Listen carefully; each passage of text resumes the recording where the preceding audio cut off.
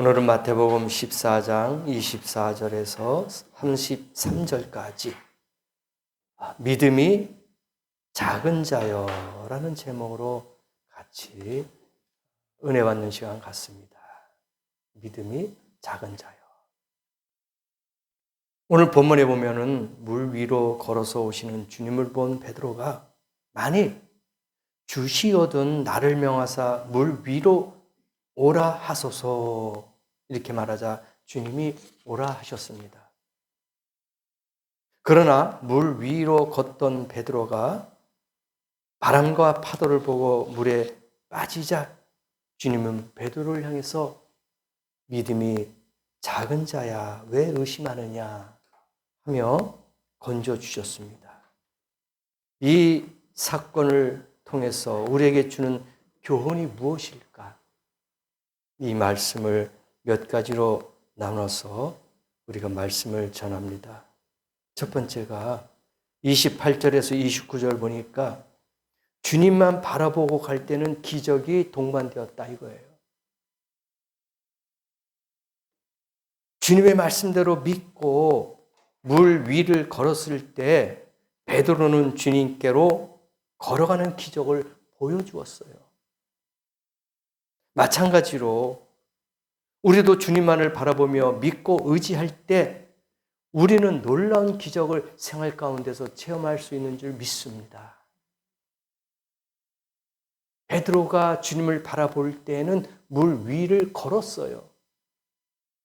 그러나 주위의 풍랑과 파도를 볼 때에는 두려운 마음이 생기는 거예요. 그럴 때 물속으로 빠지는 그러한 현실이 되었던 것이죠.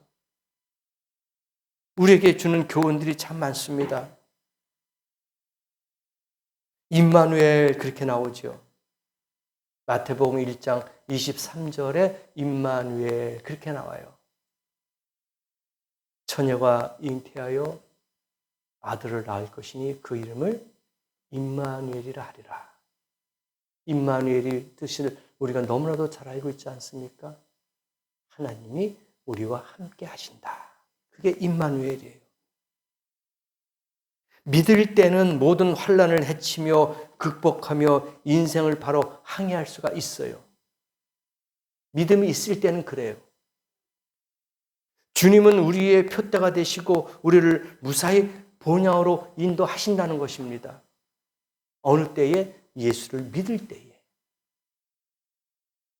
그런데 사람을 보고 환경을 볼 때 우리는 쓰러지거나 넘어지거나 타락할 수밖에 없어요. 환경을 보지 마십시다. 사람을 보지 마십시다. 왜? 실망하잖아요. 넘어지잖아요. 환경을 탓하면은 이길 수가 없습니다. 평안하고 넓은 길을 가고자 하면은 구원이 없어요. 우리는 늘 힘들고 어려운 길을 가고 있는 거예요. 예수 믿는다고 마냥 기쁜 건 아니잖아요. 힘든 일이에요. 고달픈 길입니다. 어려운 길이에요. 외로운 길입니다. 그러나 주님과 함께 가면은 행복한 길이 될 줄 믿습니다. 위로가 되는 길인 줄 믿습니다. 왜냐하면 우리가 사람을 볼 때요 얼마나 실망합니까? 친구에게 배반당해요. 지인들에게 실망당해요. 오늘까지 정말 좋은 관계에 있는데 딱 돌았으니까 언제 그러냐 하면서 배신하고 떠나버리는 사람들. 사람은 사람 때문에 실망하더라고요. 환경도 마찬가지예요. 환경에 적응하지 못하면 외톨이가 되는 겁니다. 그래서 우리는 사람을 의지하거나 환경을 의지하는 그런 믿음을 갖고 있다면 오늘 이 아침에 주님만 바라보십시다. 바로 베드로가 그거였어요. 주님을 바라보고 앞으로 나갈 때는 물 위를 걸었어요. 생각해 보십시다. 물 위를 걷는 게 얼마나 기적입니까? 놀라운 일이에요. 상상할 수 없는 겁니다. 무슨 기구를 가지고 물 위를 걸은 게 아니에요. 그냥 맨 발로 물 위를 걸었어요. 예수를 믿었기 때문에, 예수를 바라보았기 때문에 가능한 것인 줄 믿습니다. 그래서 우리도 예수님만 바라보고 나가면은 기적과 이적이 나타날 줄 믿습니다. 사람들이 놀랐어요. 예수님이 물 위를 걸어왔을 때에 사람들이 뭐라고 했는지 아세요? 야, 유령이다. 26절 보니까 제자들이 그가 바다 위로 걸어오심을 보고 놀라 유령이다. 무서워서 소리 지르는 거예요. 야, 어떻게 사람이 저 물 위를 걸어와? 저건 귀신이야. 말 그대로 귀신이란 얘기예요. 다들 놀란 겁니다. 주님께서 뭐라고 말씀하셨습니까? 놀라지 말아라. 두려워하지 말아라. 나다. 너희들을 나를 믿고 따라왔던 선생 아니냐? 나 예수다. 알려준 거예요. 그때서야 그들이 맞네. 우리가 꼭 얼굴을 봐야지만 예수를 믿습니까? 아니잖아요. 의심 많은 도마처럼 꼭 몸에다가 손을 대야지만 믿습니까? 아니잖아요. 그냥 믿는 거예요. 그게 복이란 말입니다. 그래서 우리가 힘들고 어렵고 외로운 길이다 할지라도 주님만 의지하고 가십시다. 좌로나 우로나 풍랑이 일고 바람이 분다 할지라도 요동치면 안 돼요. 특히 목회자들도 외롭고 힘들어요. 왜냐하면 성도들은 그래도 성도들끼리 대화하고 이야기할 수 있잖아요. 속마음을 털어놓을 수 있잖아요. 근데 주의 종들은 누가 그 이야기합니까? 할 사람이 없어요. 그렇다고 가까이 있는 주의 종들이 있으면 모를까 떨어져 있는 주의 종이라면 어떻게 만나서 대화하고 속마음을 이야기하고 그렇게 할 수 있겠습니까? 못해요. 오직 주님과의 대화밖에 없는 거예요. 그래서 목회가 힘들고 외로운 것이다 그거예요. 마냥 좋은 게 아니잖아요. 그래서 주의 종이나 성도들은 주님만 바라봐야 돼요. 그게 위로가 될 줄 믿습니다. 또 두 번째가 30절에서 31절 나오는데 공포의 환경으로 의심했을 때 물에 빠지게 되었다는 거예요. 주님을 향해서 걸어가던 베드로가 갑자기 눈을 돌려서 옆에 광풍을 보게 된 거예요. 그럴 때 어떻게 됐습니까? 겁에 질려서 물에 빠지게 됐어요. 뿐만 아니라 자신도 물에 빠져들게 되었던 것이죠. 이것은 무엇을 말하는 것일까요? 주님만을 바라볼 때 물 위를 걷는 능력과 기적을 동반하지만 주위의 환경을 볼 때에는 두려움과 시험에 빠져들 수밖에 없다 이겁니다. 우리는 주님만 바라봐야 돼요. 좌우로 돌아볼 이유가 없어요.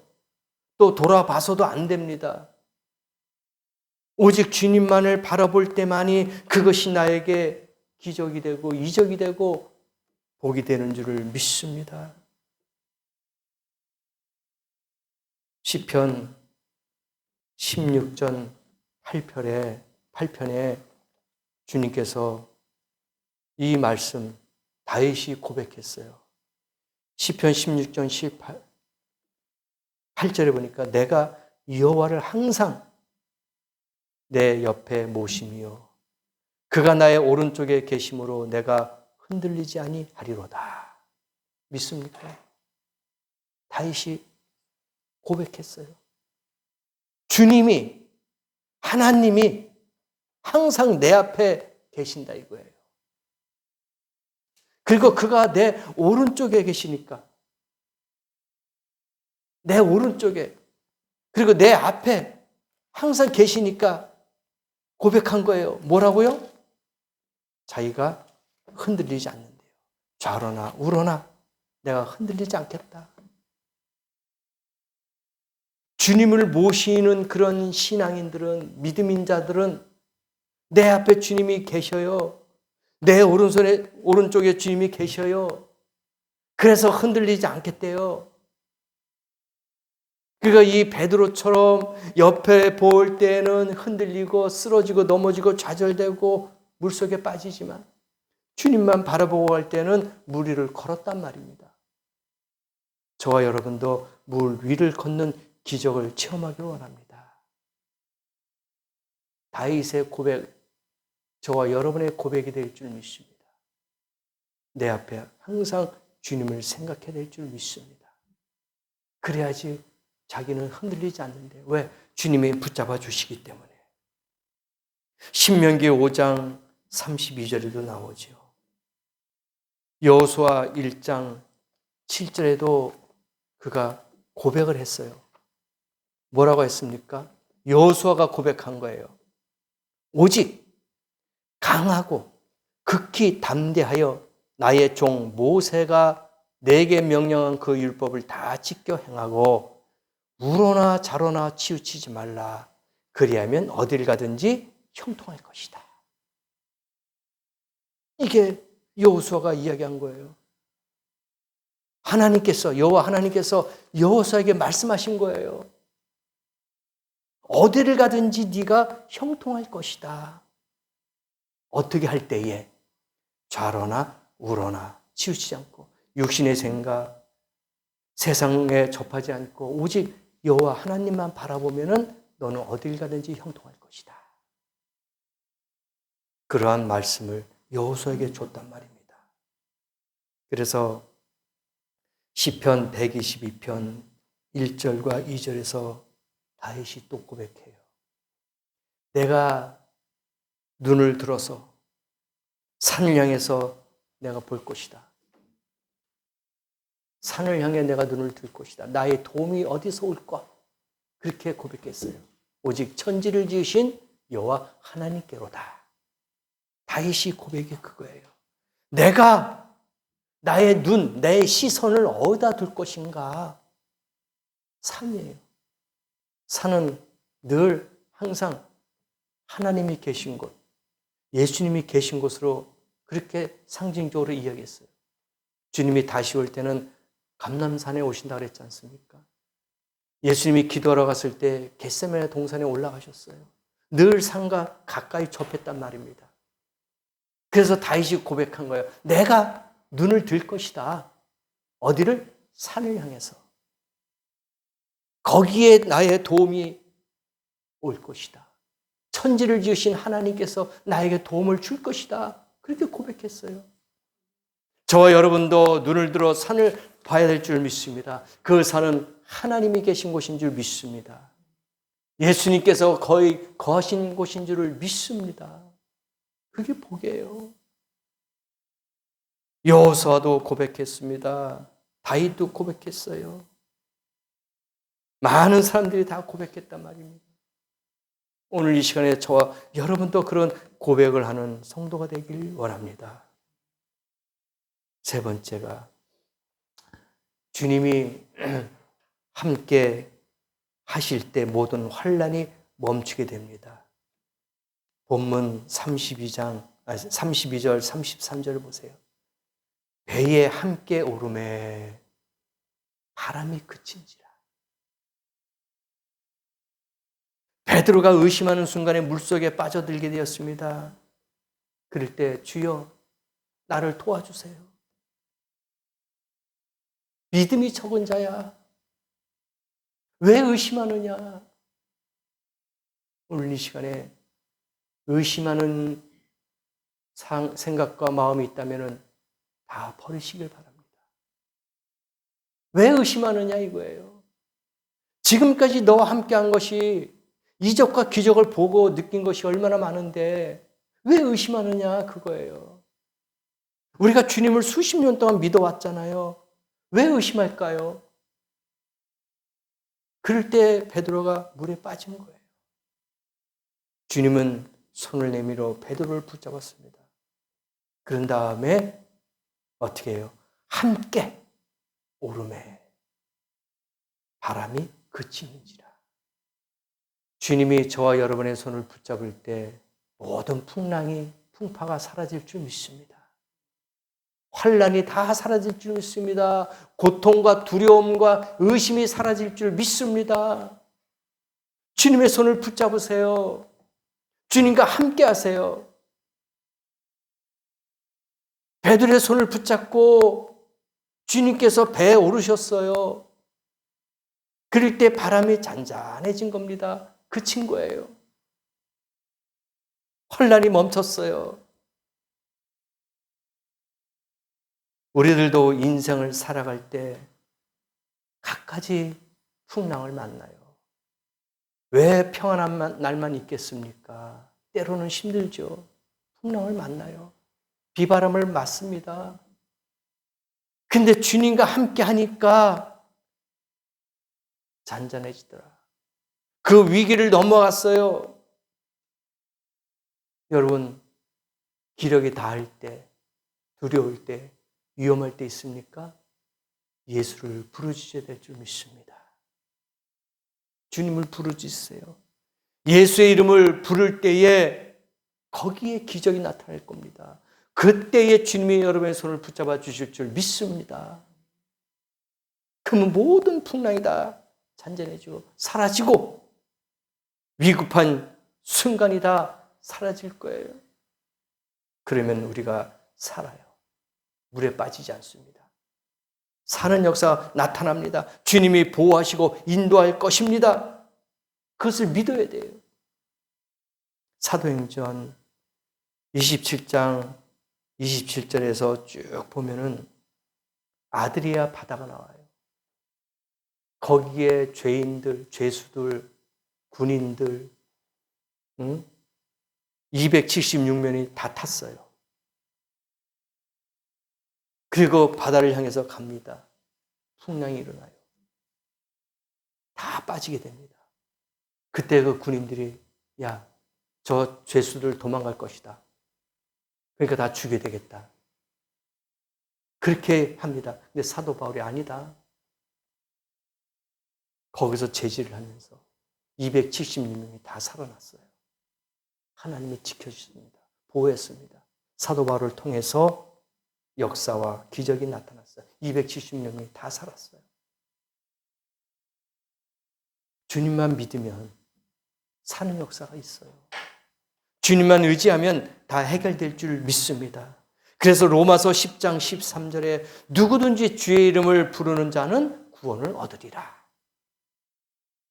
주의 이름, 예수의 이름을 부르는 자는 구원을 얻는다 말씀 분명히 하셨습니다.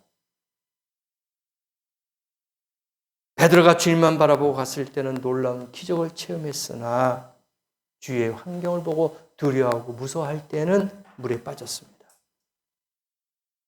근데 그 즉시 베드로가 구원을 요청했잖아요. 여러분, 지금도 우리에게 힘든 일이 있습니까? 어려운 고난이 있어요? 즉시 예수 이름을 불러야 될 줄 믿습니다.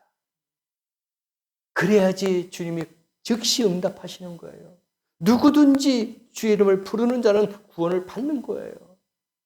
지체하지 말고 즉시 늘 항상 주님께 요청하는 성도가 되어야 될 줄 믿습니다. 그럴 때에 바로 구원해 주셨어요. 배에 오르니까 바람도 그쳤어요. 풍랑이 멎었습니다. 해결됐잖아요. 주님을 의지하면 이와 같이 해결돼요. 고난이 사라집니다. 이러한 사실들이 우리 신앙인들에게 큰 교훈을 주는 것이에요. 이 말씀을 붙잡고 주님만 바라보는 생활을 할 때 우리에게 큰 환난을 이길 수 있는 힘이 생기는 줄 믿습니다. 우리가 주님 오시는 그날까지 풍랑이 일 겁니다. 파도가 일 거예요. 바람이 불 겁니다. 그럼 그때마다 쓰러질 겁니까? 그럴 때마다 물속에 빠질 겁니까? 아니에요.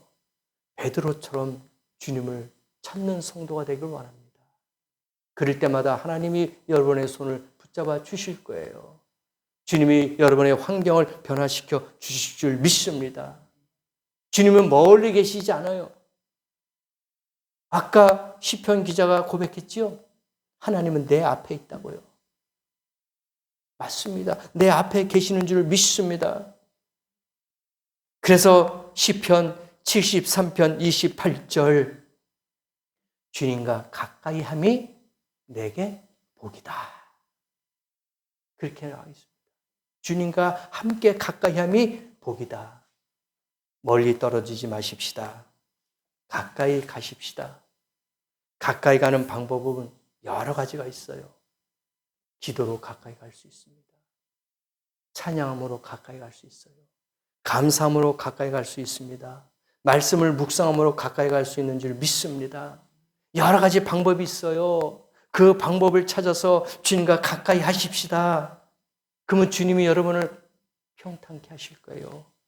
변화시켜 줄 겁니다. 복을 주실 겁니다. 어디를 가든지 늘 형통할 줄 믿습니다. 그러므로 주님은 멀리 있지 않고 항상 내 앞에 계시는구나. 내 오른쪽에 계시는구나.